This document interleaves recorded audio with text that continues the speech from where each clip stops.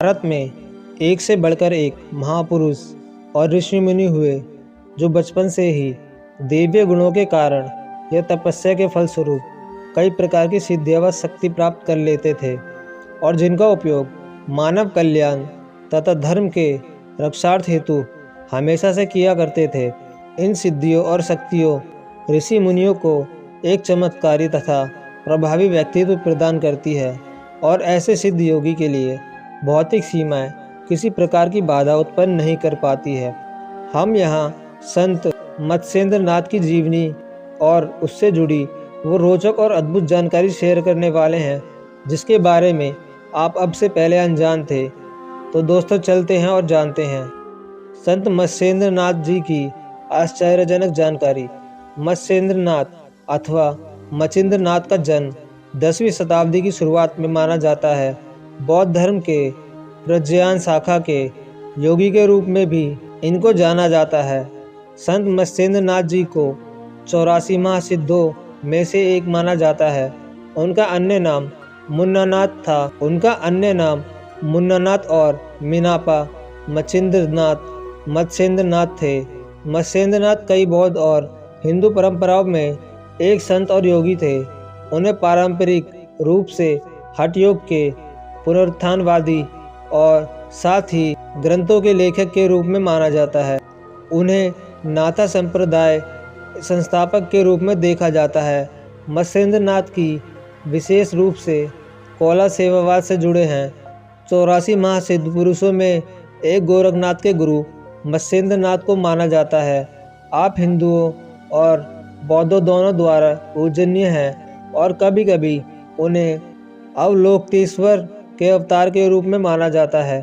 मत्स्येंद्र नाथ 84 महासिद्धों में से एक थे।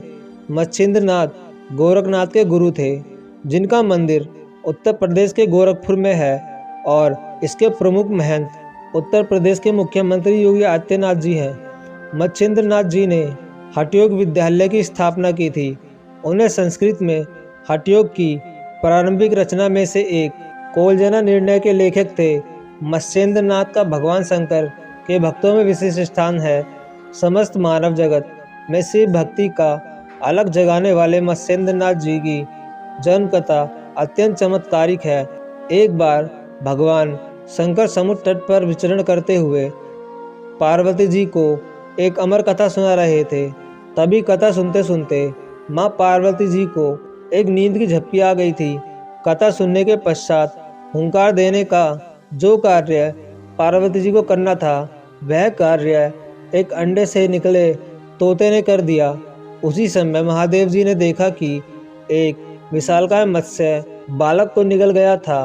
भगवान ने मंत्र प्रयोग कर उस मत्स्य को जल से बाहर बुलाया। तभी वह रूपवान बालक उस मत्स्य के मुख से निकलकर देवी पार्वती और भगवान शिव के चरणों में जा गिरा। महादेव जी ने पार्वती से कहा कि यह आज से तुम्हारा पुत्र है, तुम इसका लालन पालन करोगे। पार्वती ने उस बालक को अत्यंत प्रेम पूर्वक गोद में उठाकर कहा, जगत में तुम्हारा यश विख्यात होगा। ऐसा करके शंकर पार्वती अंतर्ध्यान हो गए। बालक समुद्र तट के रास्ते कामाक्षा देवी आश्रम जा पहुंचा। वहां देवी को प्रसन्न कर वर प्राप्त करते हुए उत्तराखंड के बद्रिकाश्रम पहुंचा। वहां पर शंकर पार्वती की कठोर तपस्या केवल वायु का आहार लेकर करने लगा था। उस बालक ने 12 वर्ष तक लगातार तपस्या की थी जिससे उसका शरीर पूरी तरह से सूख गया था।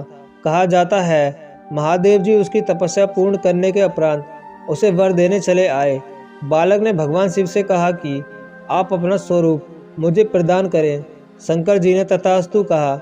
इस तरह महादेव जी ने कुंडल आदि पहनाकर बालक का नाम मत्स्येंद्र नाथ रखा था। ऐसी भक्ति का प्रचार करता हुआ जगन्नाथपुरी आ पहुंचा।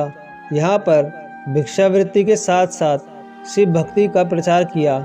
इस तरह मत्स्येंद्र नाथ शिव भक्तों में बड़ी श्रद्धा से पूजा जाता है। देवी पार्वती का दिया हुआ आशीर्वाद सफल हुआ। वह संसार में यशस्वी तथा अपने कार्य को पूर्ण करता हुआ देवलोकवासी हो गए थे।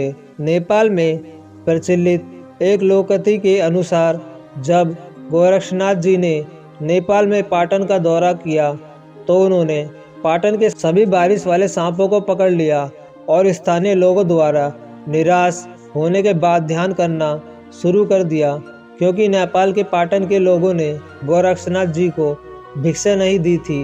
नतीजन पाटन को लंबे समय तक सूखे का सामना करना पड़ा।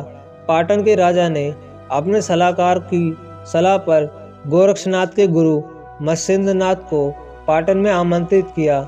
जब गोरक्षनाथ को पता चला कि उनके गुरु पाटन में हैं तो उन्होंने बारिश करवाने वाले सभी नावों को छोड़ दिया। जैसे ही वर्षा करने वाले नावों को मुक्त किया गया, पाटन में हर साल फिर से भरपूर वर्षा हुई।